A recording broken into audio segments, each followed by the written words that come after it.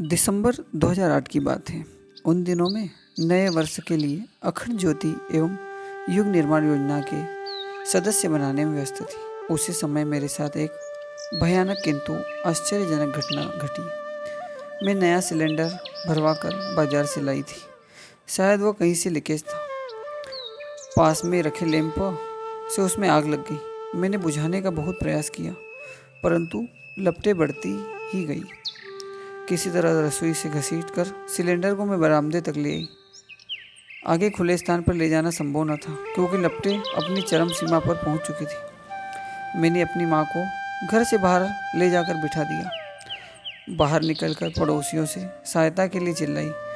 सारे पड़ोसी एकत्र होकर अपनी अपनी राय देने लगे और अपनी तरह से आग बुझाने का प्रयत्न करने लगे, पर किसी को कोई भी कामयाबी नहीं मिली।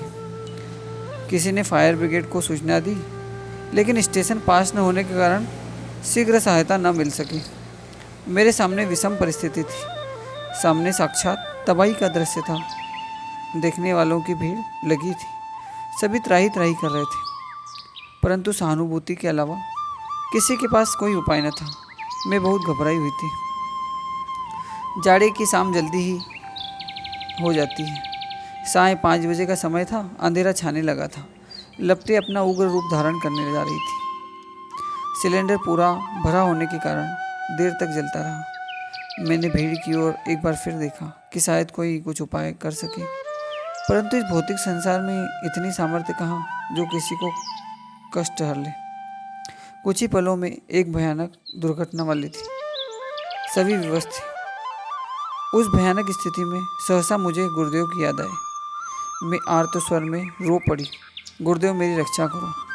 आप ही इस तबाही से मेरी रक्षा कर सकते हो। गुरुदेव, यदि कुछ अनिष्ट हुआ तो मन टूट जाएगा। मैं इस समय आपका कार्य कर रही हूँ, उसमें व्यवधान आ जाएगा। इतना परिपक्व नहीं हूँ जो इतनी बड़ी घटना को सह सकूँ। गुरुदेव, क्षति मेरी नहीं आपकी होगी। लोग कहेंगे कि लोगों को गायत्री उपासना की सलाह देती है, और कुछ कहती है गायत्री मंत्र सबका कल्याण करता है।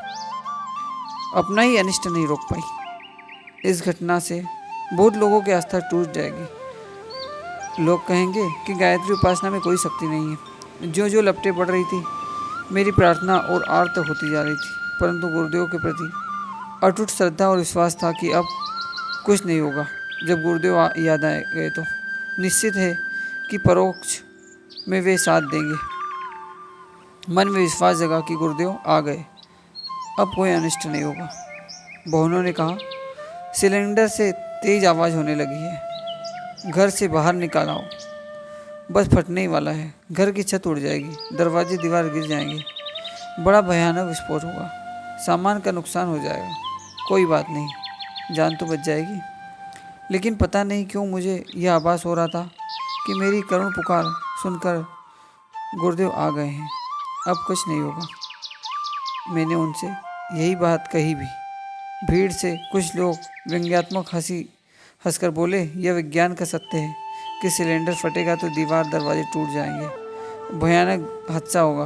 विज्ञान के नियमों में कच्ची श्रद्धा न रखो। इसमें तुम्हारे गुरु क्या करेंगे। मेरा मन शांत था, जिससे सब कुछ सामान्य हो। सहसा मेरे मन में विचार आया, जिससे किसी ने आदेश दिया कि तुम गायत्री मंत्र का जप शुरू करो। मैंने तुरंत आंखें बंद करके जप शुरू कर दिया। मेरे इस क्रियाकलाप को सभी देख रहे थे। यह कह रहे थे कि मानती नहीं, अंधी श्रद्धा भक्ति इसको ले डूबेगी। एक बुजुर्ग हितैषी बाहर ले जाने के लिए मेरा हाथ पकड़कर घसीटने लगे। मैंने कहा, मामा जी चिंता न करें, मेरा मन शांत है। यहाँ पर अदृश्य में गुरुदेव उपस्थित है। अब मुझे चिंता करने की आवश्यकता नहीं है।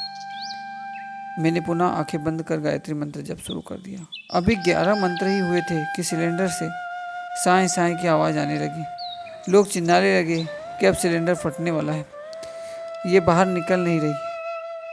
इसके बाद में भीड़ के कोलाहल से बेखबर आंखें बंद किए ध्यानवस्थी होकर मंत्र जप करती थी। एक भयानक धमाके के साथ सिलेंडर फट गया। घर की दीवारें, छत व पृथ्वी हिल गई। साथ ही मैं भी डगमगा गई। मन मस्तिष्क को धमाके ने हिला दिया। सिलेंडर फटने का दृश्य मैंने नहीं देखा क्योंकि मैं आंख बंद किए हुए थी। धमाके की आवाज़ सुनकर सभी रोने लगे। मेरी माँ को रोते रोते बुरा हाल था। लोग समझ रहे थे कि मेरा अंत हो चुका है। धमाके से मेरी आंखें खुली तो देखा पूरा धूल से भर गया है घर। चारों तरफ धूल ही धूल थी, कुछ दिखाई नहीं दे रहा था।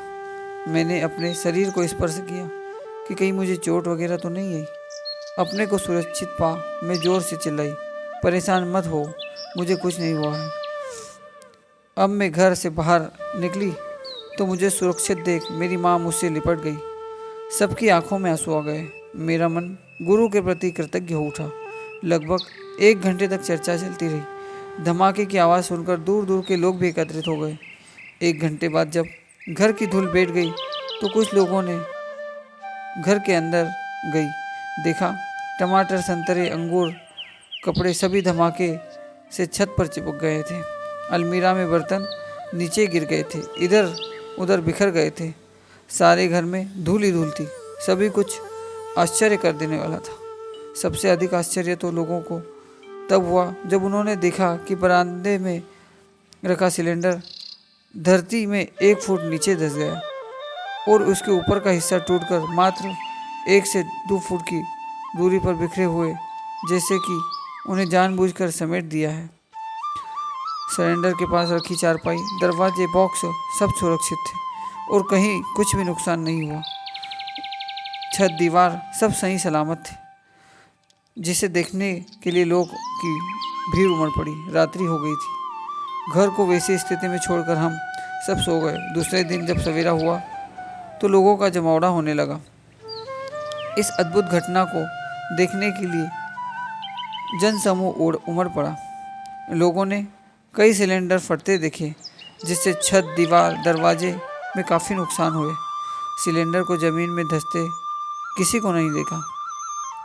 सभी लोग कह रहे थे, यह अद्भुत लीला तो सर्वोच्च सत्ता की हो सकती है, जो असंभव को संभव कर दे। यह तो विज्ञान को अध्यात्म की जबरदस्ती चुनौती है। गुरु पर श्रद्धा विश्वास का फल देखकर सभी परम पूज्य गुरुदेव और माँ गायत्री के चरणों में नतमस्तक हो गए।